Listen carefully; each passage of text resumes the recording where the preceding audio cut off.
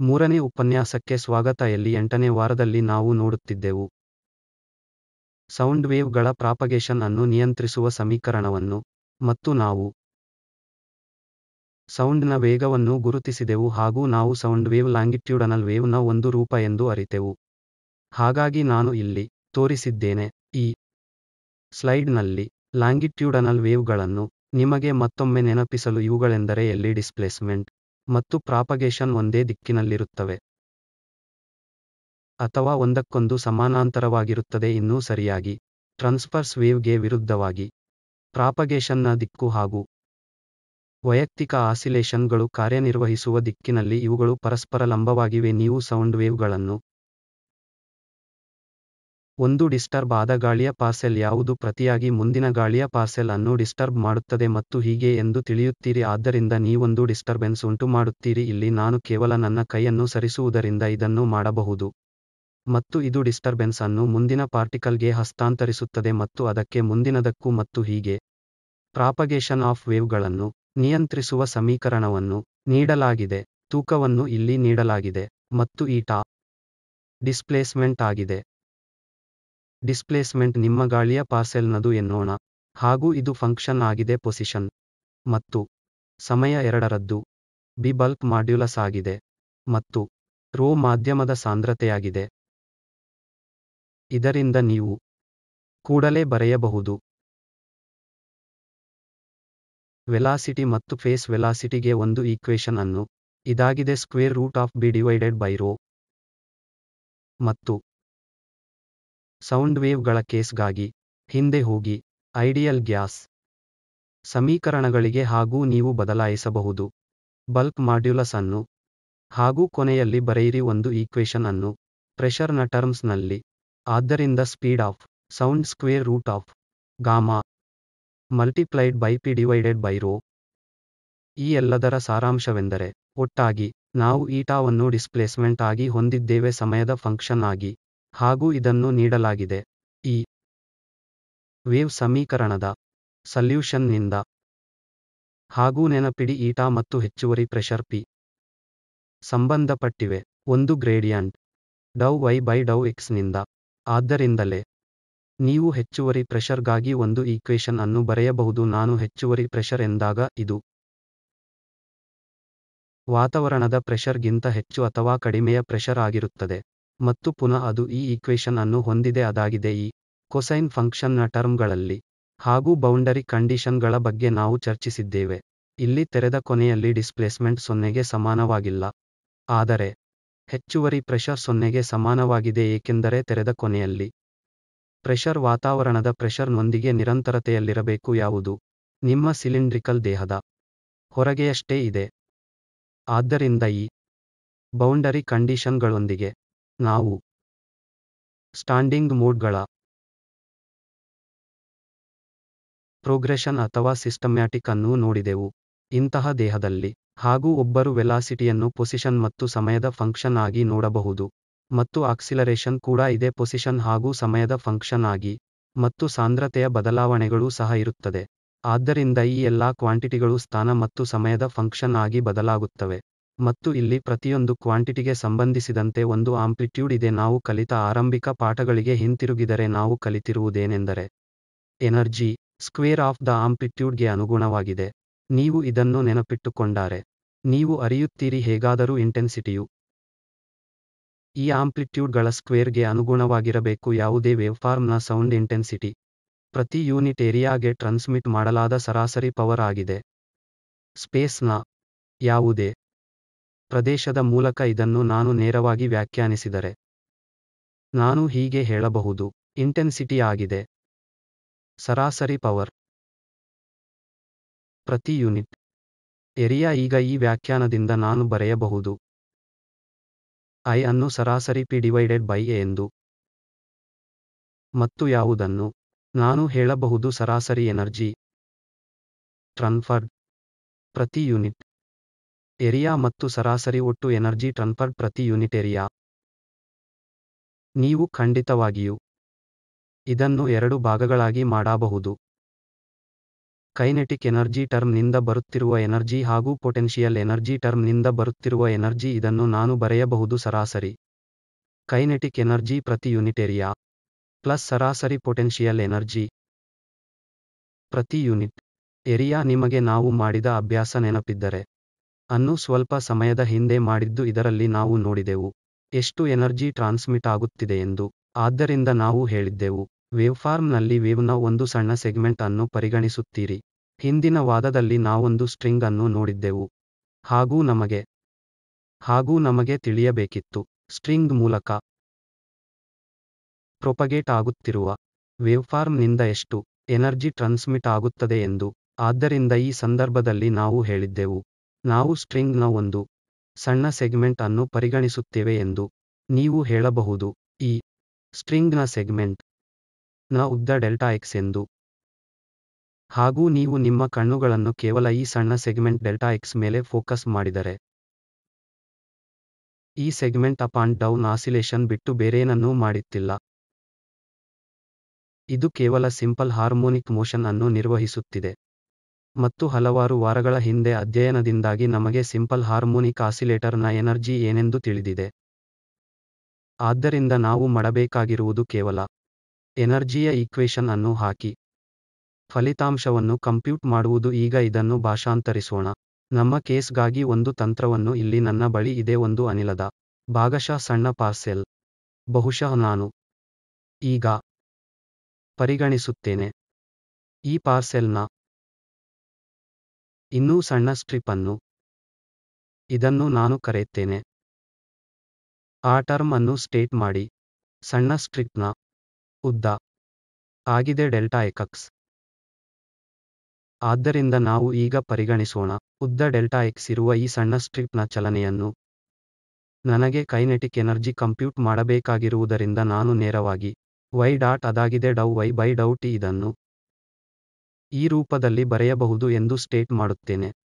ಇದು ಸೂಚಿಸುವುದೇನೆಂದರೆ ನಾನು ಈಗಾಗಲೇ ಪೊಸಿಷನ್ ಹಾಗೂ ಸಮಯದ ಡಿಸ್ಪ್ಲೇಸ್ಮೆಂಟ್ನ ಒಂದು ರೂಪವನ್ನು ಈಗಾಗಲೇ ಆಯ್ಕೆ ಮಾಡಿದ್ದೇನೆ ಎಂದು. ಮತ್ತು ಅದು ಕಾಸ್ ಫಂಕ್ಷನ್ ಆಗಿದ್ದರೆ ಮಾತ್ರ ಅದು ನಿಮಗೆ ಸೈನ್ ಫಂಕ್ಷನ್ ಅನ್ನು ನೀಡುತ್ತದೆ. ಆದರೆ ಫಲಿತಾಂಶವು ನಾನು ನನ್ನ ಆರಂಭಿಕ ಸಲ್ಯೂಷನ್ ಕಾಸ್ ಅಥವಾ ಸೈನ್ ಫಂಕ್ಷನ್ ಆಗಿರುವುದರ ಮೇಲೆ ಅವಲಂಬಿಸುವುದಿಲ್ಲ. ಆದ್ದರಿಂದ ನಾನು ಕೇವಲ ಒಂದು ಆಯ್ಕೆ ಮಾಡಿ ಕ್ಯಾಲ್ಕುಲೇಷನ್ ಮಾಡಿ ಅದು ಸ್ಥಿರವಾಗಿರುವಂತೆ ನೋಡಿಕೊಳ್ಳಬೇಕು. ಹಾಗೂ ನನಗೆ ಕೇವಲ ಡೌ y ಬೈ ಡೌ t ಬೇಕಾಗಿರುವುದರಿಂದ ನಾನು ನೇರವಾಗಿ ಸ್ಟೇಟ್ ಮಾಡುತ್ತೇನೆ y ಡಾಟ್ ಈಗ ಈ ರೂಪ ಹೊಂದಿದೆ ಎಂದು ಸ್ಟೇಟ್ ಮಾಡುತ್ತೇನೆ. ನಾನು ಮೀನ್ ಕೈನೆಟಿಕ್ ಎನರ್ಜಿ ಅನ್ನು ಕ್ಯಾಲ್ಕುಲೇಟ್ ಮಾಡಲು ಬಯಸುತ್ತೇನೆ. ಇದರರ್ಥ ಇದರ ಸರಾಸರಿ ಮಾಡಲಾಗಿದೆ ಒಂದು ಅಥವಾ ಹಲವು ವೇವ್ಲೆಂತ್ಗಳ ಮೇಲೆ y ಡಾಟ್ ಸ್ಕ್ವೇರ್ನ ಸರಾಸರಿ ನನಗೆ ಈ ಕೆಳಗಿನ ರಿಲೇಶನ್ ಅನ್ನು ನೀಡುತ್ತದೆ. ಇಲ್ಲಿ ನಾನು ಏನು ಮಾಡಿದ್ದೇನೆಂದರೆ ಒಂದು ಸಣ್ಣ ಸ್ಟ್ರಿಪ್ ಡೆಲ್ಟಾ ಎಕ್ಸ್ ಮೇಲೆ y ಡಾಟ್ ಸ್ಕ್ವೇರ್ಗೆ ಈಕ್ವೇಶನ್ ಅನ್ನು ಬರೆದಿದ್ದೇನೆ. ಇಲ್ಲಿ n ವೇವ್ ಲೆಂತ್ಗಳ ಸಂಖ್ಯೆಯಾಗಿದೆ. ಇದನ್ನು ನಾನು ಕೂಡಿಸುತ್ತಿದ್ದೇನೆ ಈ ಸಣ್ಣ ಸ್ಟ್ರಿಪ್ಗಳನ್ನು. ನಂತರ ಡಿವೈಡ್ ಬೈ ಒಟ್ಟು ಉದ್ದ ಅದಾಗಿರುತ್ತದೆ n ಟೈಮ್ಸ್ ಲ್ಯಾಂಬ್ಡಾ. ಈ ಲ್ಯಾಂಬ್ಡಾ ಇಲ್ಲಿ ಒಂದು ವೇವ್ ಲೆಂತ್ ಆಗಿದೆ. ಆದ್ದರಿಂದ ಈ ಇಂಟಿಗ್ರಲ್ ಅನ್ನು ಮಾಡುವಾಗ ನಾವು ನೆನಪಿಟ್ಟುಕೊಳ್ಳಬೇಕಾಗಿರುವುದು ಏನೆಂದರೆ ನಾವು ಇಂಟಗ್ರೇಟ್ ಮಾಡುತ್ತಿರುವುದು ಒಂದು ಒಟ್ಟು ಲಿಂಕ್ ಮೇಲೆ ಹಾಗೂ ಇದಾಗಿದೆ n ಟೈಮ್ಸ್ ಲ್ಯಾಂಬ್ಡಾ ಮತ್ತು t ಆಗುತ್ತದೆ n ಟೈಮ್ಸ್ ಟೈಮ್ ಪಿರಿಯಡ್. ಮತ್ತು ಸಹಜವಾಗಿ ಟೈಮ್ ಪಿರಿಯಡ್ ಅನ್ನು ನೀಡಲಾಗಿದೆ ಲ್ಯಾಂಬ್ಡಾ ಬೈ ಸಿ ಎಂದು. ಇಲ್ಲಿ ಸಿ ಆಗಿದೆ ಫೇಸ್ ವೆಲಾಸಿಟಿ ಅಥವಾ ವೇವ್ನ ವೆಲಾಸಿಟಿ. ಈ ಸಂದರ್ಭದಲ್ಲಿ ಇದು ಸೌಂಡ್ನ ವೇಗವಾಗಿದೆ. ಆದ್ದರಿಂದ ನಾನು ಈ ಫಲಿತಾಂಶವನ್ನು ಪಡೆಯುತ್ತೇನೆ.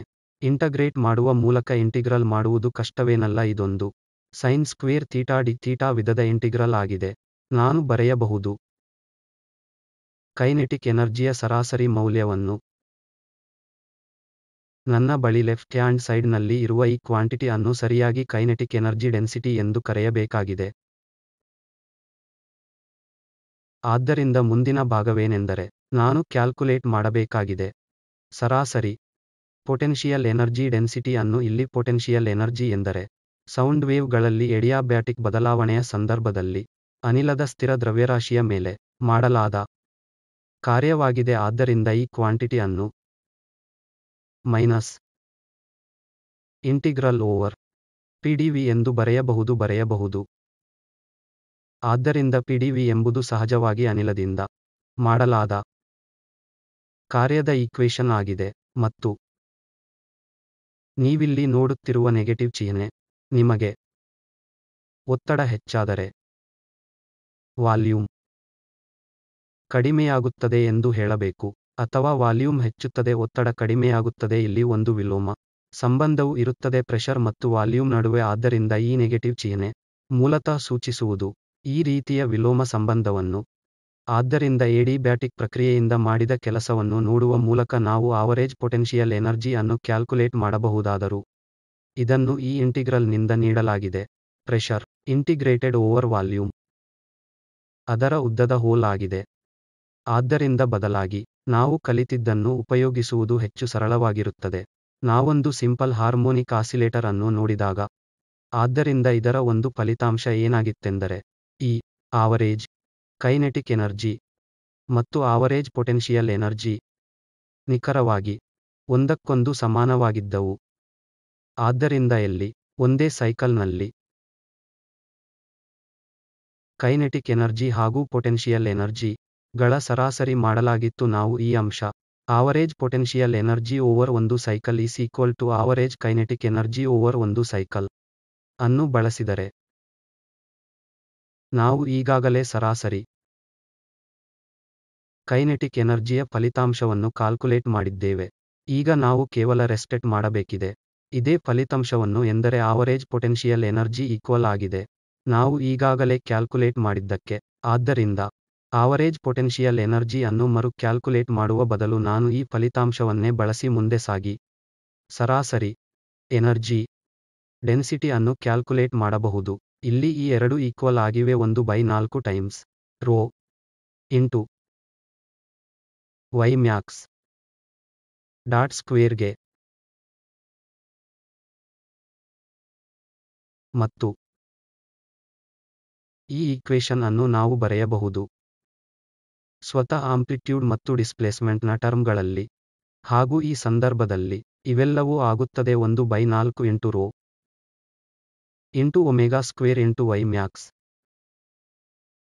ಸ್ಕ್ವೇರ್.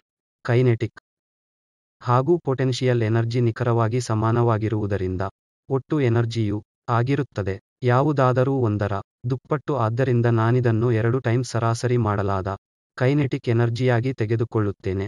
ಆದ್ದರಿಂದ ಒಟ್ಟು ಎನರ್ಜಿ ಡೆನ್ಸಿಟಿ ಆಗಿರುತ್ತದೆ is equal to 2 times 1/4 rho omega square y max square, ಮತ್ತು ಅದಾಗುತ್ತದೆ ಈಕ್ವಲ್ ಟು ಅರ್ಧ rho omega square y max square. ಆದ್ದರಿಂದ ಇದು ಒಟ್ಟು ಎನರ್ಜಿ ಡೆನ್ಸಿಟಿಗಾಗಿ ನಮ್ಮ ಈಕ್ವೇಶನ್ ಆಗಿದೆ. ಆದ್ದರಿಂದ ಕೊನೆಯಲ್ಲಿ ಇಂಟೆನ್ಸಿಟಿ ಆಗಿರುತ್ತದೆ ವರ್ಗಾಯಿಸಲಾದ ಒಟ್ಟು ಎನರ್ಜಿ ಡೆನ್ಸಿಟಿ ಇದಾಗಿರುತ್ತದೆ. ಒಟ್ಟು ಎನರ್ಜಿ ಡಿವೈಡೆಡ್ ಬೈ ವಾಲ್ಯೂಮ್, ಮತ್ತು ಇದಾಗಿದೆ energy density multiplied by phase velocity.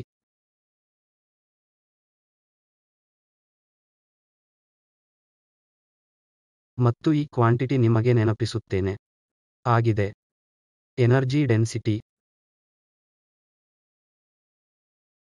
ಆದ್ದರಿಂದ ನಮ್ಮ ಬಳಿ ಇರುವುದು ಈಗಾಗಲೇ ಕ್ಯಾಲ್ಕುಲೇಟ್ ಮಾಡಲಾದ ಸರಾಸರಿ ಎನರ್ಜಿ ಡೆನ್ಸಿಟಿ ಆಗಿದೆ. ಆದ್ದರಿಂದ ನಾನು ಇಲ್ಲಿ ಮಾಡಬೇಕಾಗಿರುವುದು ಕೇವಲ ಸಬ್ಸ್ಟಿಟ್ಯೂಟ್. ಇಲ್ಲಿ ನಾನು ಹೊಂದಿರುತ್ತೇನೆ half rho omega square y max square multiplied by C.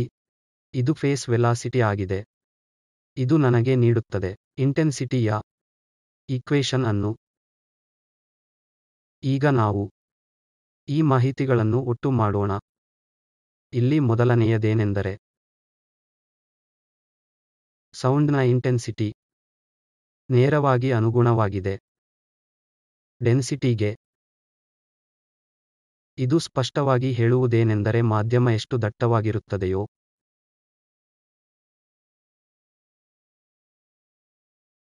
Sound ಅಷ್ಟೇ ತೀವ್ರವಾಗಿರುತ್ತದೆ. ಅಥವಾ ವೇವ್ ಅಷ್ಟೇ ತೀವ್ರವಾಗಿರುತ್ತದೆ. ಎರಡನೆಯದಾಗಿ ಇಂಟೆನ್ಸಿಟಿ ಅನುಗುಣವಾಗಿದೆ ಸ್ಕ್ವೇರ್ ಆಫ್ ಫ್ರೀಕ್ವೆನ್ಸಿಗೆ. ಆದ್ದರಿಂದ ಇದಾಗಿದೆ. ಬಹುಶಃ ನಾನು ಅವುಗಳನ್ನು ಬಳಸುತ್ತೇನೆ. ಆಂಗ್ಯುಲಾರ್ ಫ್ರೀಕ್ವೆನ್ಸಿ ಇದು ಅನುಗುಣವಾಗಿದೆ ಆಂಗ್ಯುಲಾರ್ ಫ್ರೀಕ್ವೆನ್ಸಿಗೆ. ಆದ್ದರಿಂದ ಹೆಚ್ಚು ಫ್ರೀಕ್ವೆನ್ಸಿಯ ಅರ್ಥ ಹೆಚ್ಚು ಇಂಟೆನ್ಸಿಟಿ. ಹಾಗೆಯೇ ಇಂಟೆನ್ಸಿಟಿ ಕೂಡ ಅನುಗುಣವಾಗಿದೆ ವೇಗಕ್ಕೆ, ವೇವ್ನ ವೇಗಕ್ಕೆ. ವೇವ್ ಎಷ್ಟು ವೇಗವಾಗಿ ಪ್ರಯಾಣಿಸುತ್ತದೆ ಈ ಇಂಟೆನ್ಸಿಟಿ ಅಷ್ಟೇ ಹೆಚ್ಚಿರುತ್ತದೆ. ನಾವು ಇಂಟೆನ್ಸಿಟಿಗೆ ಡಿರೈವ್ ಮಾಡಿದ ಈಕ್ವೇಶನ್ ಸ್ಪಷ್ಟವಾಗಿ ಆಗಿದೆ. ಡಿಸ್ಪ್ಲೇಸ್ಮೆಂಟ್ ಆಂಪ್ಲಿಟ್ಯೂಡ್ನ ಟರ್ಮ್ಗಳಲ್ಲಿ ಇಲ್ಲಿ ಡಿಸ್ಪ್ಲೇಸ್ಮೆಂಟ್ ಆಂಪ್ಲಿಟ್ಯೂಡ್ ಆಗಿದೆ Ymax. ನಾನು ಹೇಳಿದ ಹಾಗೆ ನಾವಿದನ್ನು ವೆಲಾಸಿಟಿ ಆಂಪ್ಲಿಟ್ಯೂಡ್ ಅಥವಾ ಆಕ್ಸಿಲರೇಷನ್ ಆಂಪ್ಲಿಟ್ಯೂಡ್ನ ಟರ್ಮ್ಗಳಲ್ಲಿ ಅಥವಾ ಪ್ರೆಷರ್ ಆಂಪ್ಲಿಟ್ಯೂಡ್ನ ಟರ್ಮ್ಸ್ನಲ್ಲೂ ಡಿರೈವ್ ಮಾಡಬಹುದಿತ್ತು. ನೀವು ಇದೇ ರೀತಿಯ ಡಿರೈವೇಶನ್ಗಳನ್ನು ಮಾಡಿ ಒಂದು ಇಂಟೆನ್ಸಿಟಿ ಫಾರ್ಮುಲಾ ಅನ್ನು ಪಡೆದರೆ ವೇವ್ ಫಾರ್ಮ್ನ ಇಂಟೆನ್ಸಿಟಿ ಫಾರ್ಮುಲಾ ಪ್ರೆಷರ್ ಆಂಪ್ಲಿಟ್ಯೂಡ್ನ ಟರ್ಮ್ಗಳಲ್ಲಿ ನಾವು ಈ ಫಾರ್ಮ್ನ ಈಕ್ವೇಶನ್ ಅನ್ನು ಪಡೆಯುತ್ತೇವೆ. ಸಾಮಾನ್ಯವಾಗಿ ಯಾವುದೇ ಪೀರಿಯಾಡಿಕ್ ಸಿಗ್ನಲ್ಗೆ ಇಂಟೆನ್ಸಿಟಿ ಲೆವೆಲ್ ಅನ್ನು ಬೆಲ್ನ ಟರ್ಮ್ಗಳಲ್ಲಿ ಯೂನಿಟ್ಗಳಲ್ಲಿ ಅಳತೆ ಮಾಡಲಾಗುತ್ತದೆ. ಇಂಟೆನ್ಸಿಟಿ ಲೆವೆಲ್ ಅನ್ನು ಹೀಗೆ ವ್ಯಾಖ್ಯಾನಿಸಲಾಗುತ್ತದೆ. ಇದನ್ನು ನಾನು ಕರೆಯುತ್ತೇನೆ L ಎಂದು. ಇದಾಗುತ್ತದೆ 10 multiplied by log of I by I 0. ಆದ್ದರಿಂದ I ಆಗಿದೆ ನಮ್ಮ ವೇವ್ಫಾರ್ಮ್ನ ಇಂಟೆನ್ಸಿಟಿ ಮತ್ತು I 0 ಒಂದು ರೆಫರೆನ್ಸ್ ಇಂಟೆನ್ಸಿಟಿ ಆಗಿದೆ. ಆದ್ದರಿಂದ ಇಂಟೆನ್ಸಿಟಿಯನ್ನು ಅಳತೆಯ ಈ ವಿಧಾನವು ಹೀಗೆ ಹೇಳುವುದರ ಸಮಾನವಾಗಿದೆ. ನಾನು ಒಂದು ರೆಫರೆನ್ಸ್ ಲೆವೆಲ್ ಅನ್ನು ನಿರ್ಧರಿಸಿದ್ದೇನೆ ಮತ್ತು ಇತರ ಪ್ರತಿಯೊಂದು ಇಂಟೆನ್ಸಿಟಿಯನ್ನೂ ಆ ರೆಫರೆನ್ಸ್ ಲೆವೆಲ್ಗೆ ಸಂಬಂಧಪಟ್ಟಂತೆ ಅಳತೆ ಮಾಡಲಾಗುತ್ತದೆ. ನಾವು I ಬೈ I 0 ಇಂದ ಡಿವೈಡ್ ಮಾಡುತ್ತಿರುವ ಕಾರಣ ಯೂನಿಟ್ಗಳು ರದ್ದಾಗುತ್ತವೆ ಮತ್ತು ನಾವು ಪಡೆಯುವ ಹಂತವು ಒಂದು ಡೈಮೆನ್ಷನ್ಲೆಸ್ ಸಂಖ್ಯೆ. ಇಂಟೆನ್ಸಿಟಿ ಲೆವೆಲ್ ಅನ್ನು ವ್ಯಾಖ್ಯಾನಿಸಲಾದ ಪ್ರಕಾರ ಬೆಲ್ ಒಂದು ಅತಿ ದೊಡ್ಡ ಯೂನಿಟ್ ಆಗಿದೆ. ಆದ್ದರಿಂದ ಸಾಮಾನ್ಯವಾಗಿ ಈ ಸೂತ್ರದ ಅಳತೆ dB ಅಥವಾ ಡೆಸಿಬಲ್ನ ಯೂನಿಟ್ಗಳಲ್ಲಿ ಇರುತ್ತದೆ. ಆದ್ದರಿಂದ ಸ್ಪಷ್ಟವಾಗಿ ಒಂದು ಬೆಲ್ ಅನ್ನು 2 ಡಿವೈಡ್ ಮಾಡಲಾಗುತ್ತದೆ 3 ಡಿವೈಡ್ ಮಾಡಲಾಗಿದೆ 10 ಸಣ್ಣ ಯೂನಿಟ್ಗಳಾಗಿ. ಆದ್ದರಿಂದ ರೂಢಿಯ ಪ್ರಕಾರ ಬೆಲ್ ಅನ್ನು ಡಿವೈಡ್ ಮಾಡಲಾಗುತ್ತದೆ ಡಿವೈಡ್ ಮಾಡಲಾಗಿದೆ 10 ಸಣ್ಣ ಯೂನಿಟ್ಗಳಾಗಿ. ಆದ್ದರಿಂದ ರೂಢಿಯ ಪ್ರಕಾರ ರೆಫರೆನ್ಸ್ ಇಂಟೆನ್ಸಿಟಿಗಳನ್ನು ಮನುಷ್ಯರಿಗಾಗಿ ಸೌಂಡ್ ಇಂಟೆನ್ಸಿಟಿಯ ಥ್ರೆಶೋಲ್ಡ್ ಆಗಿ ತೆಗೆದುಕೊಳ್ಳಲಾಗುತ್ತದೆ. ಆದ್ದರಿಂದ ಮಾನವರಿಗೆ ಕೇಳಬಹುದಾದ ಅತ್ಯಂತ ಕಡಿಮೆ ಇಂಟೆನ್ಸಿಟಿ ಯಾವುದಾಗಿದೆ ಮತ್ತು ಅಂತಹ ಸೌಂಡ್ನ ಇಂಟೆನ್ಸಿಟಿ ನ ಮ್ಯಾಗ್ನಿಟ್ಯೂಡ್ ಈ ಆರ್ಡರ್ ನದ್ದಾಗಿದೆ 10⁻12 ವ್ಯಾಟ್ ಪರ್ ಮೀಟರ್ ಸ್ಕ್ವೇರ್. ಆದ್ದರಿಂದ ಇದಕ್ಕೆ ಸಂಬಂಧಪಟ್ಟಂತೆ ನಾವು ಬೇರೆ ಯಾವುದೇ ಸೌಂಡ್ ಅನ್ನು ಹೋಲಿಸಬಹುದು ಹಾಗೂ ಇದು ಅರ್ಥಪೂರ್ಣವಾಗಿರುತ್ತದೆ ಏಕೆಂದರೆ ಇದಕ್ಕಿಂತ ಸಣ್ಣದಾಗಿರುವ ಯಾವುದೇ ಇಂಟೆನ್ಸಿಟಿ ಮನುಷ್ಯರು ಕೇಳುವಂತ ದದಾಗಿರುವುದಿಲ್ಲ ಮತ್ತು ಸಾಮಾನ್ಯವಾಗಿ ಮಾನವ ಆಡಿಬಲ್ ರೇಂಜ್ ಈ ಇಂಟೆನ್ಸಿಟಿಯಿಂದ ಚಲಿಸುತ್ತದೆ ಈ ಆರ್ಡರ್ ಆಫ್ 10⁻21 ವ್ಯಾಟ್ಸ್ ಪ್ರತಿ ಮೀಟರ್ನಿಂದ 1 ವ್ಯಾಟ್ ಪ್ರತಿ ಮೀಟರ್ ಸ್ಕ್ವೇರ್ ವರೆಗೆ. ಆದ್ದರಿಂದ ಸ್ಪಷ್ಟವಾಗಿ ಆಡಿಬಲ್ ರೇಂಜ್ ಸಾಕಷ್ಟು ದೊಡ್ಡದಾಗಿದೆ. ಸಂಪೂರ್ಣ ಆಡಿಬಲ್ ರೇಂಜ್ ಅನ್ನು ಹೊಂದಲು ನಾನು ಸೆಟ್ ಮಾಡಬೇಕಿದೆ I = 1 ವ್ಯಾಟ್ ಪ್ರತಿ ಮೀಟರ್ ಸ್ಕ್ವೇರ್ ಮತ್ತು I 0 ಆಗಿದೆ 10⁻12 ವ್ಯಾಟ್ ಪ್ರತಿ ಮೀಟರ್ ಸ್ಕ್ವೇರ್ಗೆ. ಈ ಸಂದರ್ಭದಲ್ಲಿ L ಆಗುತ್ತದೆ 10 multiplied by log to base 10 of 1 divided by 10⁻12 ಹಾಗೂ ಇದನ್ನು 10 ಮಲ್ಟಿಪ್ಲೈ ಮಾಡಲಾಗಿದೆ ಲಾಗ್ ಟು ಬೇಸ್ 10 ಆಫ್ 10⁻12 ಜೊತೆ. ಆದ್ದರಿಂದ ಅದು ನನಗೆ ನೀಡುತ್ತದೆ 10 ಮಲ್ಟಿಪ್ಲೈಡ್ ಬೈ 12 ಇದಾಗಿದೆ = 120 ಆದ್ದರಿಂದ ಈ ಲೋವರ್ ಲಿಮಿಟ್ ಅಂದರೆ 10⁻12. ಅಪ್ಪರ್ ಲಿಮಿಟ್ ನಡುವೆ ರೇಂಜ್ ಆಗಿದೆ 120 ಡೆಸಿಬಲ್ಸ್ ಅಥವಾ 12 ಬೆಲ್ಸ್. ಆದ್ದರಿಂದ ಈ ಸಾಮಾನ್ಯ ಅಳತೆಗಳಿಂದ ನಮಗೆ ತಿಳಿದಿರುವುದೇನೆಂದರೆ ಸೌಂಡ್ ಇಂಟೆನ್ಸಿಟಿ ಒಂದು ಶಾಂತ ಸ್ಥಳದಲ್ಲಿದೆ ಎಂದು, ಒಂದು ಶಾಂತ ಮನೆಯಾಗಿರಬಹುದು ಅಥವಾ ಶಾಂತ ಕಚೇರಿಯಲ್ಲಿ, ದೊಡ್ಡ ಪ್ರಮಾಣದ ಬಾಹ್ಯ ಶಬ್ದವಿಲ್ಲ ಅಂತಹ ಎಲ್ಲಾ ಸಂದರ್ಭಗಳಲ್ಲಿ ಇಂಟೆನ್ಸಿಟಿಯು ಸುಮಾರು 10⁻8 ವ್ಯಾಟ್ಸ್ ಪ್ರತಿ ಮೀಟರ್ ಸ್ಕ್ವೇರ್ ಆಗುತ್ತದೆ. ನಾನೀಗ ಕಂಡುಹಿಡಿಯಬೇಕಾಗಿದೆ ಡೆಸಿಬಲ್ಗಳ ಟರ್ಮ್ಗಳಲ್ಲಿ ಸೌಂಡ್ ಲೆವೆಲ್ ಏನೆಂದು. ಹಾಗೂ ಈ ಇಂಟೆನ್ಸಿಟಿ ಕೊಟ್ಟ ಮೇಲೆ ನಾನು ಗಾಳಿಯ ಪಾರ್ಸೆಲ್ಗಳ ಡಿಸ್ಪ್ಲೇಸ್ಮೆಂಟ್ನ ಆಂಪ್ಲಿಟ್ಯೂಡ್ ಏನು ಎಂದು ಕಂಡುಹಿಡಿಯಬಹುದು. ಇದು ಈ ಯೋಜನೆಯ ಸೌಂಡ್ ಇಂಟೆನ್ಸಿಟಿಗೆ ರೈಸ್ ನೀಡುತ್ತದೆ. ಯಾವ ಯೋಜನೆಯ ಉದ್ದೇಶಕ್ಕಾಗಿ ನಮಗೆ ಈಗ ತಾನೇ ಡಿರೈವ್ ಮಾಡಿದ ರಿಲೇಶನ್ನ ಅಗತ್ಯವಿದೆ. ನಾವು ಹೇಳಿದ್ದೆವು ಇಂಟೆನ್ಸಿಟಿ ½ ρ ω² Ymax² C. ಹಾಗೂ ಈ ಮಾಹಿತಿಯನ್ನು ಪಡೆಯಲು ನನಗೆ ಕೆಲ ವಸ್ತುಗಳ ಅಗತ್ಯವಿದೆ. ಒಂದಾಗಿದೆ ಗಾಳಿಯ ಡೆನ್ಸಿಟಿ. ಇದಾಗಿದೆ ಸುಮಾರು 1.2 ಕಿಲೋಗ್ರಾಂ ಪ್ರತಿ ಮೀಟರ್ ಕ್ಯೂಬ್. ಮತ್ತು ನನಗೆ ಆಂಗ್ಯುಲಾರ್ ಫ್ರೀಕ್ವೆನ್ಸಿಯು ಬೇಕಾಗಿದೆ. ಇದಾಗಿದೆ 2π ಟೈಮ್ಸ್ ನಮ್ಮ ಸಾಮಾನ್ಯ ಮಾತಿನ ಫ್ರೀಕ್ವೆನ್ಸಿ. ಆದ್ದರಿಂದ ಜನರು ಮಾತನಾಡುವಾಗ ಸಾಮಾನ್ಯವಾಗಿ ಒಳಗೊಂಡಿರುವ ಫ್ರೀಕ್ವೆನ್ಸಿಗಳು ಸುಮಾರು 100 ರಿಂದ 200 ಹೆರ್ಟ್ಜ್ನ ಆರ್ಡರ್ಗಳಲ್ಲಿ ಇವೆ. ಆದ್ದರಿಂದ ನಾನು ಸಂಖ್ಯೆಯನ್ನು ಸುಮಾರು 100 ಹರ್ಟ್ಜ್ ಆಗಿ ತೆಗೆದುಕೊಳ್ಳುತ್ತೇನೆ.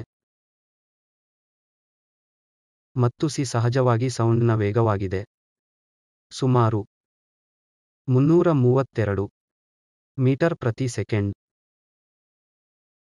ಈಗ ನನ್ನ ಬಳಿ ಎಲ್ಲಾ ಮಾಹಿತಿ ಇದೆ. ನನಗೆ ಗೊತ್ತು ರೋ, ನನಗೆ ಒಮೆಗಾ ತಿಳಿದಿದೆ, ನನಗೆ ಸಿ ಗೊತ್ತಿದೆ. ಮತ್ತು ನನಗೆ ಒಂದು ಶಾಂತ ಕೋಣೆಯ ಅಥವಾ ಈ ರೀತಿಯ ಕಚೇರಿಯಲ್ಲಿಯ ಇಂಟೆನ್ಸಿಟಿ ತಿಳಿದಿದೆ. ಇದರಿಂದ ನನಗೆ Ymax ಏನು ಎಂದು ಕಂಡುಹಿಡಿಯಬಹುದು. ಕೇವಲ ಒಂದು ಸರಳ ಅಭ್ಯಾಸ. ಇಲ್ಲಿ ನೀವು ಸಂಖ್ಯೆಗಳನ್ನು ಹಾಕಬಹುದು. ನೀವು ತಿಳಿಯುವುದೇನೆಂದರೆ ನಮಗೆ ಸಿಕ್ಕಿರುವ Ymax ವಿಶಿಷ್ಟ ಸಂದರ್ಭಗಳಲ್ಲಿ ಗಾಳಿಯ ಪಾರ್ಸೆಲ್ಗಳ ಡಿಸ್ಪ್ಲೇಸ್ಮೆಂಟ್ ಇದಕ್ಕಿಂತ ಕೆಲವು 100 ಅಥವಾ 1000 ಟೈಮ್ಸ್ ಮಾಲೆಕ್ಯುಲಾರ್ ಡಯಾಮೀಟರ್ ಹೆಚ್ಚಿರಲಾರದು.